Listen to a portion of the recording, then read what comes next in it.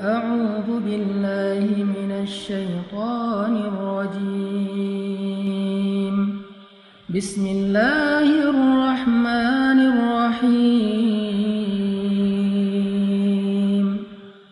والضحى والليل إذا سجى ما ودعك ربك وما قلى وللآخرة خير لك من الأولى ولسوف يعطيك ربك فترضى ألم يجدك يتيما فآوى ووجدك ضالا فهدى ووجدك عائلا فأغنى فأما اليتيم فلا تقهر وأما السائل فلا تنهر وأما بنعمة ربك فحدث. Sadaqallahul azim. Teman-teman yang dirahmati Allah Subhanahu wa taala, surat Ad-Duha ini adalah bisa dibilang kayak japrian dari Allah buat kita. Kenapa saya bilang japrian? Karena kalimat di dalam surat Ad-Duha itu personal banget. Allah kayak lagi ngomong dengan satu orang hambanya. Makanya kalau misalnya teman-teman lagi baca surat Ad-Duha, cobalah teman-teman rasain kita tuh lagi baca sebuah japrian dari Allah yang khusus buat kita. Jadi ketika Allah ngomong kamu di dalam surat Ad-Duha itu, kamu di situ adalah saya. Kamu di situ adalah teman-teman. Kamu di situ adalah kita yang sedang membaca surat Ad-Duha, bukan orang lain. Makanya Allah gunakan kata kamu. Seperti kalimat ma wadda'aka rabbuka wa ma qala walal akhiratu khairul laka minal ula, dan seterusnya. Tuhanmu, mu di situ adalah saya, kita. Tidak pernah benci kepada engkau wahai hambaku. Engkau di situ adalah kita, saya. Apalagi meninggalkanmu. Sesungguhnya akhirat lebih baik bagimu nanti daripada dunia. Jadi semua kata kamu, baik dalam bentuk berita maupun perintah atau larangan di dalam surat Ad-Duha, itu adalah kalimat japrian dari Allah untuk kita. Sehingga ketika kita membaca surat Ad-Duha di malam hari, saat tahajud, apalagi ketika lagi sholat, maka coba teman-teman hayati, coba teman-teman rasakan kalau Allah lagi ngomong berdua dengan teman-teman.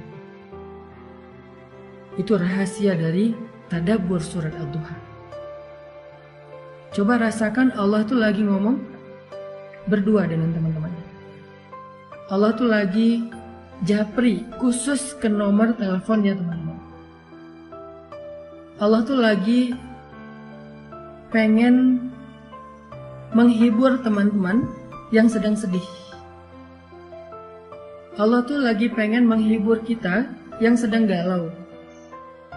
Allah tuh lagi pengen menghibur kita yang sedang terluka. Allah tuh pengen menghibur kita yang sedang lemah dan merasa gak berdaya. Coba rasakan betapa indahnya kita dihibur oleh Allah. Kita dihibur oleh Zat pemilik langit dan bumi. Kita dihibur oleh yang maha kasih sayangnya berlimpah. Kita dihibur oleh Zat yang maha indah. Kita dihibur oleh Zat yang paling penyayang. Allah itu punya rasa kasihan yang sangat besar kepada kita. Lebih daripada kasihan seorang ibu kepada hambanya. lebih daripada kasihannya seorang ayah kepadanya. lebih daripada kasihannya seorang suami kepada istri, atau seorang istri kepada suami, atau anak kepada orang tua. Coba rasakan ketika membaca surat Ad-Duha, Allah lagi bicara dengan kita sendiri, bukan dengan orang lain. Ini bukan ayat broadcast, ini ayat japrian. Makanya Allah tidak mengatakan kalimat ya ayyuhalladzina amanu. Kalau ya ayyuhalladzina amanu itu ayat broadcast. Tapi ma wadda'aka rabbuka wa ma qala itu ayat japrian. Jadi coba kita rasain kalau Allah itu lagi ngejapri kita, teman-teman. Allah itu lagi seolah-olah pengen meluk kita yang erat supaya Allah bisa menyentuh kita dengan sentuhan kasih sayang, karena Allah paham banget kalau saat ini kita sedang lemah. Karena Allah paham banget kalau saat ini kita sedang dalam keadaan merasa sendirian, sepi, gak punya siapa-siapa yang bisa diharapkan. Karena Allah tahu banget, ngerasa banget gimana yang kita rasain hari ini, bahwa kita itu merasa sedang kecewa. Makanya Allah pengen bicara berdua dengan kita. Itulah perasaan Nabi ketika ayat ini turun, teman-teman. Perasaan kehilangan, perasaan takut, perasaan bingung, perasaan galau, perasaan lemah, perasaan kecewa, sedih. Perasaan-perasaan itu benar-benar mengganggu Nabi sekian hari. Nabi seperti orang yang kehilangan ayah, ibu, istri, anak, pasangan sekaligus, sehingga beliau menjadi bingung harus kemana. Setiap hari bayangin, Nabi setiap hari naik ke bukit yang ada di kota Mekah, memandang ke langit pengen ngadu sama Allah. Nabi itu pengen ngadu sama Allah, ya Allah saya punya banyak masalah, kemana engkau ya Allah? Ya Allah saya punya banyak masalah, kemana Jibril? Nunggu lama di atas bukit, Jibril gak turun. Akhirnya Nabi pulang ke rumah. Besok balik lagi, ngadu lagi, manggil. Turun lagi dari bukit tanpa bertemu dengan Jibril. Berhari-hari. Ada ulama yang mengatakan 12 hari, ada yang ulama mengatakan hampir 1 bulan. Dalam puncak perasaan galau dan khawatir yang luar biasa itu. Tiba-tiba Allah Subhanahu wa Ta'ala menurunkan surat Ad-Duha. Allah utus Jibril. Allah katakan melalui malaikat Jibril, 1 kalimat, 1 japrian, 1 ayat, 1 surat khusus buat Nabi. Kalimatnya, ma wadda'aka rabbuka wa ma qala. Tuhanmu gak pernah ninggalin kamu dan tidak juga benci kepadamu, Muhammad.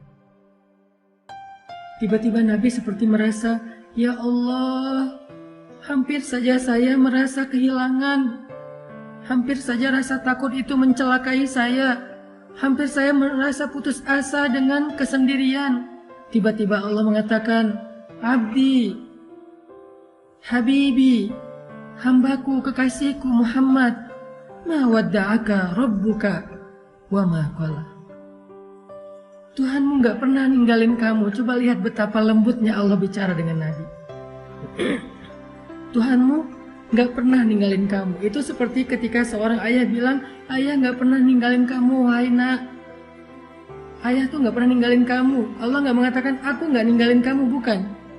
Tuhanmu berarti seperti menyebut kalimat yang lembut. Sama kayak kita memanggil anak kita, ayah sayang sama kamu, bukan aku sayang sama kamu. Ini adalah kalimat yang sangat lembut dari Allah. Ma wadda'aka rabbuka wa ma qala. Tuhanmu gak pernah ninggalin kamu, apalagi benci sama kamu.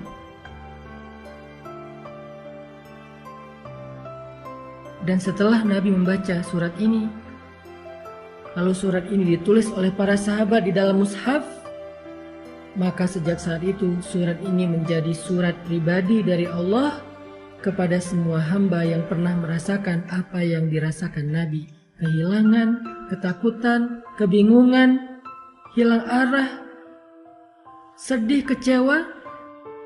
Maka siapapun yang pernah merasakan perasaan seperti itu, apapun alasannya, mau urusan agama, mau urusan dunia, mau urusan keluarga, mau urusan karir, pekerjaan, mau urusan percintaan, apapun alasannya ketika dia merasa sedih seperti itu, maka Allah ngejapri dia dengan kalimat yang lembut. Hambaku, ma wadda'aka rabbuka wa ma qala. Tuhanmu gak pernah ninggalin kamu, apalagi benci kepadamu. Itu maksud dari surat Ad-Duha, teman-teman. Coba teman-teman nanti setelah ini kalau baca surat Ad-Duha di rumah, kalau perlu hafal surat itu karena tidak terlalu panjang untuk kita baca di dalam sholat. Setelah tahu artinya, baca dulu terjemahannya, hafal terjemahannya, nanti baca di dalam sholat ketika lagi sedih. Sholat yang gak ada yang ganggu kita, sholat sunnah, terutama sholat tahajud. Gak apa-apa baca surat ini di waktu tahajud, karena Allah bersumpah dengan waktu malam apabila telah sunyi, bukan hanya waktu duha. Kita baca, kita hayati, Allah lagi ngomong sama kita. Allah lagi pengen menenangkan dan menghibur hati kita yang sedih. Ma wadda'aka rabbuka wa ma qala.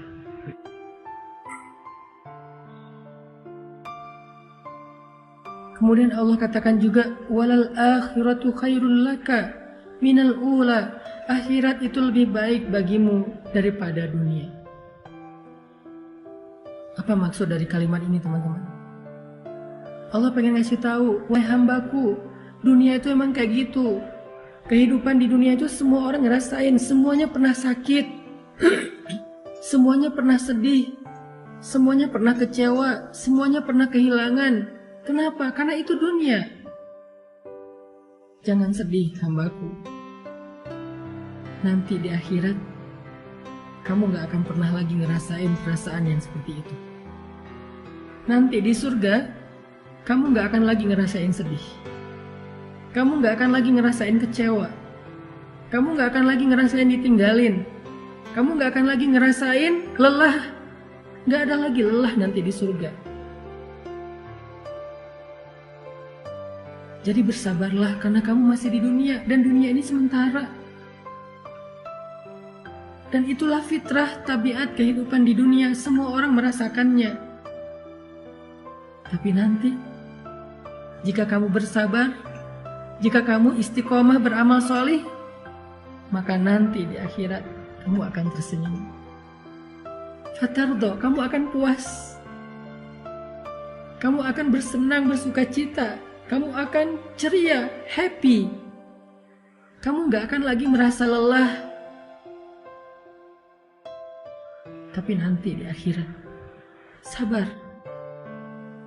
Allah menghibur kita. Seperti seorang suami bilang ke istrinya, "Mah, sabar ya. Nanti kalau mama udah ngelewatin ujian ini, kita jalan-jalan yuk. Nanti kita jalan-jalan yuk ke Indonesia Timur. Apakah ke Papua yang indah, atau ke Lombok yang indah, atau ke Ambon, ke Sulawesi. Kita jalan-jalan yuk ke pantai-pantai yang indah di Indonesia. Atau kalau dia punya rezeki lebih, yuk kita jalan-jalan yuk ke Turki. Atau kalau misalnya dia istrinya senangnya dengan kosmetik, skincare, kita jalan-jalan yuk ke Korea. Nanti mama di sana nggak akan sedih lagi. Papa yang sedih ya, habis biayanya." Seolah-olah seperti itulah Allah bicara kepada hambanya. Seperti seorang suami yang sedang menghibur istrinya dengan sebuah janji bahwa kalau istrinya sabar, bahwa kalau istrinya tabah, nanti akan diajak jalan-jalan.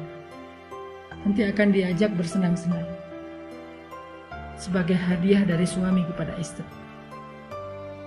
Atau seperti seorang ayah kepada anaknya, ketika anaknya lagi ujian, lagi capek belajar sampai malam, kemudian mendapatkan hasil yang hari pertama ujian itu mungkin dia ngerasa kayak berat banget, banyak pertanyaan yang susah dijawab, banyak soal yang dia nggak bisa ngasih jawaban. Ayahnya menghibur, ibunya menghibur, nak, sabar ya, belajar terus ya, yang semangat ya, nanti kalau udah beres ujian, kita jalan-jalan. Kamu mau ke permainan mana? Kamu mau jalan kemana? Nanti ayah akan siapin semuanya. Pokoknya kamu nggak akan kecewa. Pokoknya kamu akan suka. Pokoknya kamu akan bahagia. Kamu akan happy, akan seru-seruan. Kita camping bareng, kita apa dan segala macam. Allah lagi menghibur kita dengan kalimat walal akhiratu khairul laka minal ula. Hambaku, dunia emang kayak gini, sabar ya. Nanti di akhirat kamu akan puas. Kamu gak akan ngerasain lagi yang kayak gini-gini nih. Kamu gak akan ngerasain lagi yang namanya kecewa, sedih, kehilangan, lelah, gak ada. Sehingga ketika kita membaca kalimat walal akhiratu khairul laka minal ula, cobalah membacanya seolah-olah Allah lagi berbisik di telinga kita, ngasih tahu surga itu indah. Surga itu memuaskan. Surga itu apa aja ada. Nanti di sana kamu nggak akan sedih lagi. Nanti di sana kamu nggak akan lelah lagi. Semuanya dilayani. Kamu hanya bilang apa, mau apa. Ya Allah, saya mau makan ini. Seketika itu juga Allah akan berikan kepada kita dengan pelayan-pelayan yang sangat banyak. Rasakan seolah-olah Allah lagi berbisik di telinga kita bahwa kalau kita bisa melalui ujian ini dengan sabar, dengan istiqomah, nanti Allah akan ngajak kita jalan-jalan di surga. Dan coba dengarkan itu dengan hati. Karena hanya hati yang mendengarkan dengan iman, dengan yakin, akan terhibur dengan kalimat akhirat lebih baik daripada dunia dan engkau akan ridha.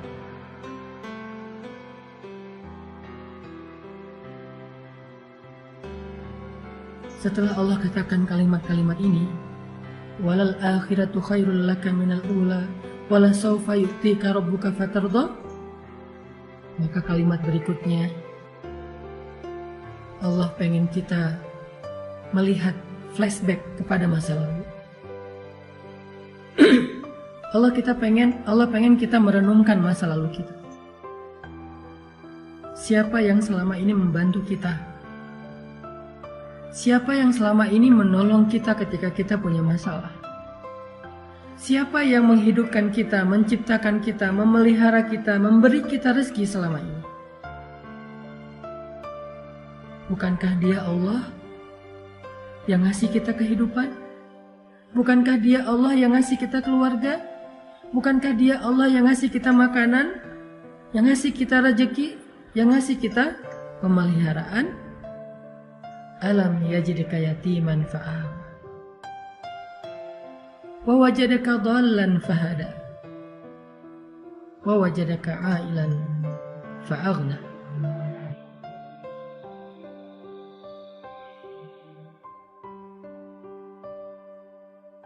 Dia yang selama ini memberikan kepada kita banyak kebaikan. Saat kita sendiri, Dia memberi kita keluarga. Saat kita dalam keadaan bingung, Dia memberi kita ide, gagasan, petunjuk, ilmu. Saat kita dalam keadaan lapar, tidak punya pakaian dan tempat tinggal, Dia beri kita kecukupan selama ini. Dan itu menjadi bukti bahwa Dia nggak pernah ninggalin kita, apalagi benci sama kita. Seolah-olah seorang kekasih mengatakan kepada pasangannya, kenapa engkau ragu dengan cintaku? Bukankah selama ini aku setia? Bukankah selama ini aku selalu mencukupkan kebutuhanmu? Aku berkorban untuk kamu? Kenapa kamu masih ragu? Aku sayang sama kamu. Seolah-olah Allah ngomong gitu sama kita, teman-teman. seolah-olah dengan kata-kata alam yajidka yatiman fa'awa wa wajadaka dhallan fahada wa wajadaka ailan fa'aghna. Allah tuh pengen ngomong, aku tuh sayang sama kamu, aku tuh cinta sama kamu. Kamu gak ngelihat buktinya selama ini siapa yang bantu kamu, siapa yang ngasih kamu nikmat, yang memelihara kamu, yang memperhatikan kamu, yang nolongin kamu, yang kasihan sama kamu. Kenapa kamu masih ragu? Aku sayang sama kamu, kata Allah.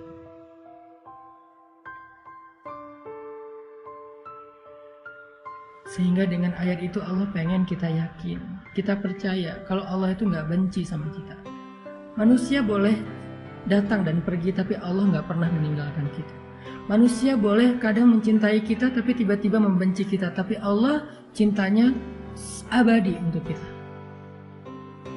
Sehingga ketika kita yakin Allah gak pernah ninggalin kita, Allah sayang sama kita,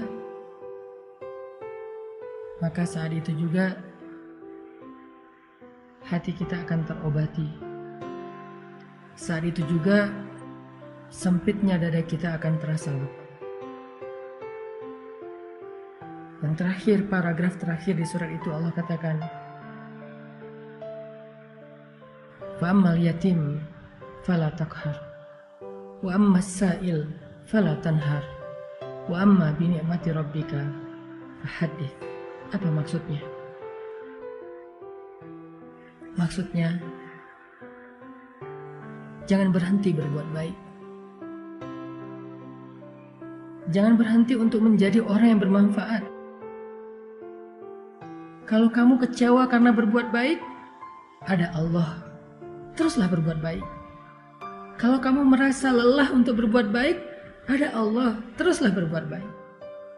Kalau kamu merasa capek untuk berkorban kepada seseorang, teruslah berkorban kepada seseorang yang halal bagimu, ayah dan ibumu, pasangan halalmu, anakmu, keluargamu, sahabatmu.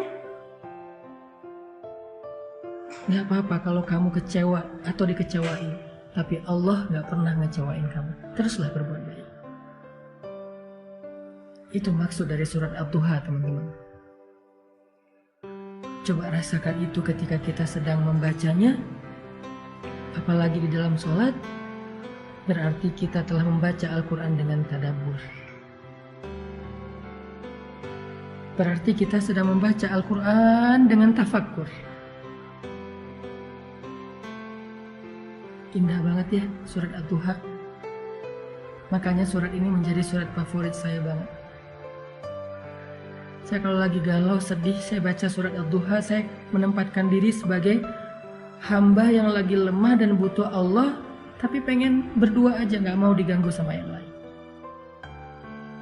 Pengen berdua aja sama Allah, pengen ngadu sama Allah. Ya Allah, saya punya banyak masalah. Ya Allah, saya lemah. Ya Allah, saya capek. Terus saya harus gimana ya Allah? Setelah saya menyampaikan pertanyaan-pertanyaan itu, saya baca surat Ad-Duha. Sampaikan dulu aja keluh kesah kita. Curhat aja dulu yang sehabis-habisnya sama Allah. Ngomong aja sama Allah tanpa harus ada jaim-jaiman. Ya Allah, saya capek. Ya Allah, saya sedih. Ya Allah, saya terluka. Ya Allah, saya sendiri. Ya Allah, ya Allah, ya Allah. Ngomong sama Allah. Setelah semua pertanyaan itu udah kita keluarkan, unek-uneknya udah kita keluarin kepada Zat yang Maha Pengasih, lalu baca surat Ad-Duha. Maka kita akan menemukan jawabannya. Baca surat Ad-Duha, maka kita seperti merasa dijawab langsung oleh Allah Subhanahu. Kayak gitu cara membaca surat Ad-Duha.